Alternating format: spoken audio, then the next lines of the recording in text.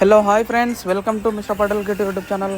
మనమైతే మొన్న ఐలాండ్ మల్లన్న గుడికి వెళ్ళినా కదా, ఆ వీడియో కంటిన్యూషన్ వీడియో ఇప్పుడైతే అప్లోడ్ చేసినాము.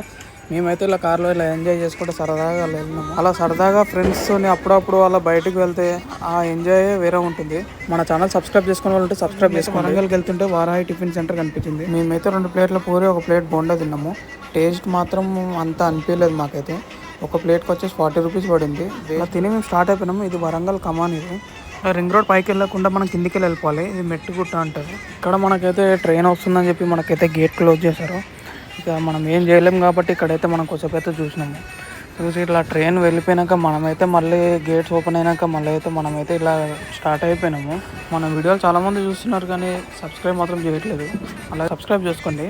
ఇప్పుడైతే మేము ఇలా సరదాగా వెళ్తున్నాము. వెళ్తుంటే మాకైతే పచ్చటి పొలాలు చూస్తుంటే మాకైతే మస్తు అనిపించింది. ఇలా అప్పుడప్పుడు వెళ్తుండాలి. ఇదండి మేము ఐలోని కమ్మాను. ఇలాగెళ్ళి మనం రైట్ తీసుకోవాలి.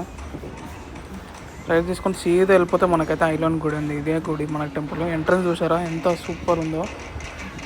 ఇలా మనం లెఫ్ట్ సైడ్కి ఇట్లా తీసేసుకొని లోపలికి వెళ్ళిపోవాలి. వెళ్ళిపోగానే లెఫ్ట్ సైడ్లో మనకి కళ్యాణ కట్ట ఉంటుంది.